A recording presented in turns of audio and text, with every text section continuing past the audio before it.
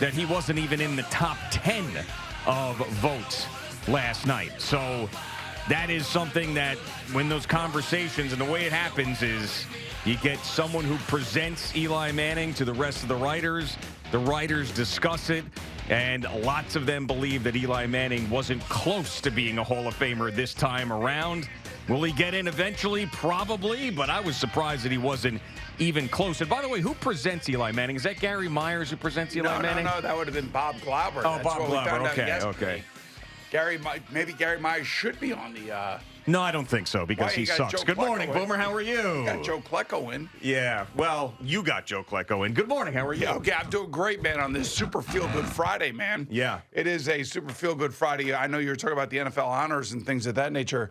Probably the weirdest thing I've ever seen. You know, for about 23 years, I was an AP All-Pro and honors voter. Mm-hmm. And I always took it very seriously. I know how much it means to the players. You know, I was fortunate enough to win the MVP way back when in a whole nother time frame. But so I always knew what it meant for somebody to be an all-pro. And I always try to look past the popular player, always look at the numbers and see if those numbers jumped off the page. And one of those players at one time was Richard Sherman, an undrafted defensive back out of the Seattle Seahawks. I voted him on the all-pro team.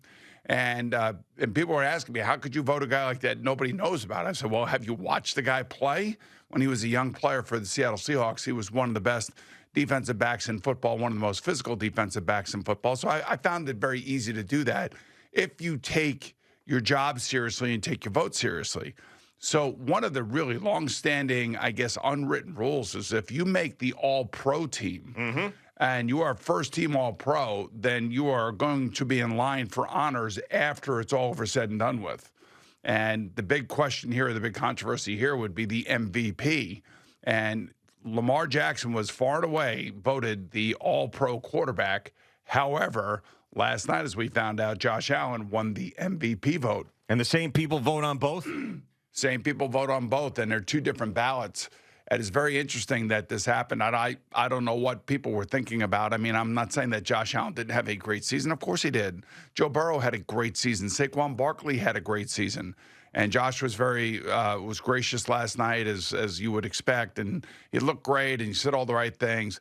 I mean, it was stunning to me that he won it, honestly, because I've never heard the All-Pro quarterback not really winning the MVP, or somebody not on the All-Pro team winning the MVP.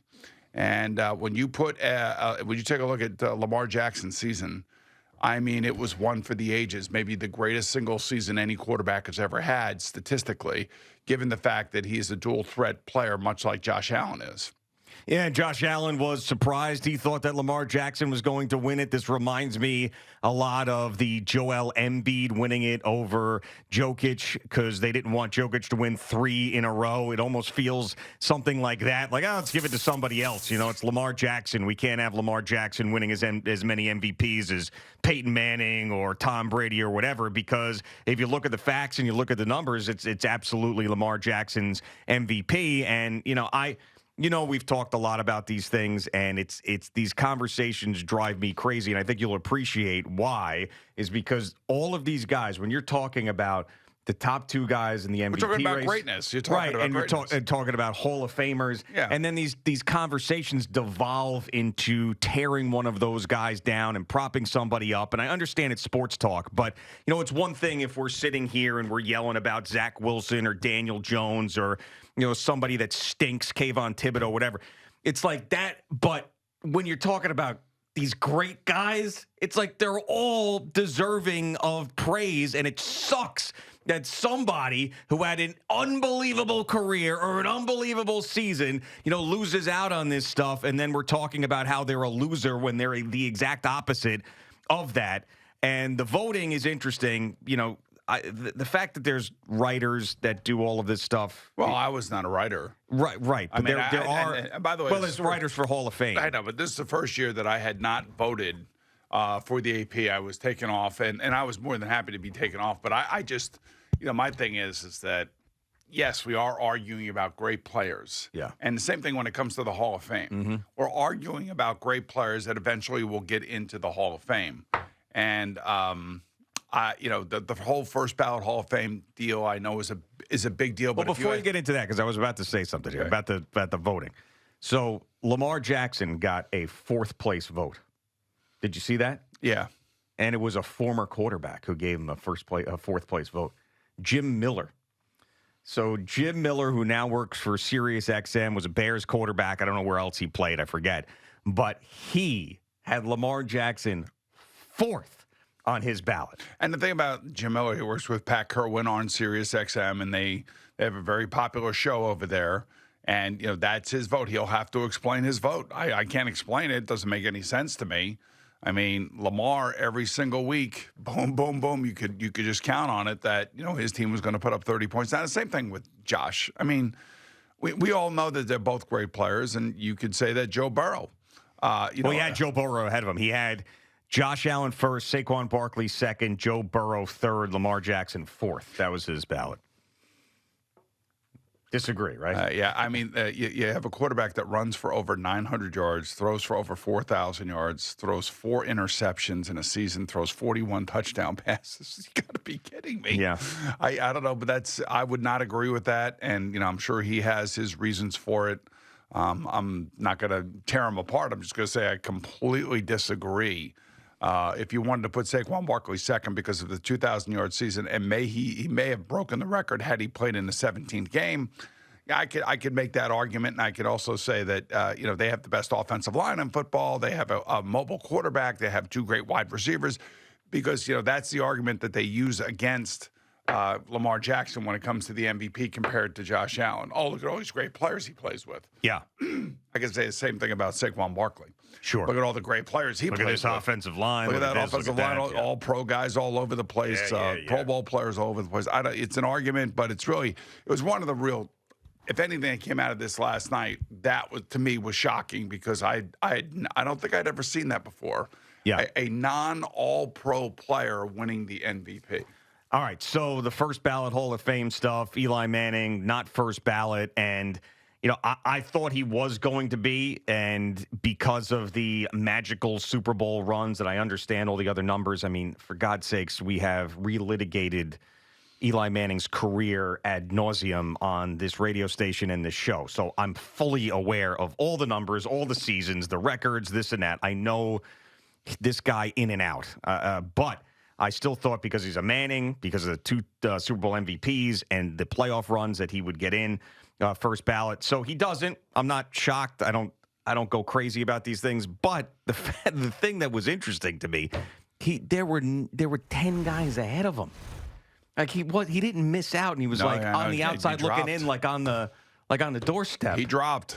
I mean, this was like he ain't close type of thing. Yeah, maybe there's some Manning fatigue there. I don't know. Manning fatigue? I will say congratulations. There's only 4 guys going in, so maybe they just want to keep the program short this year. Maybe that's it. Sterling Sharp is going to make it after playing 7 seasons in the NFL.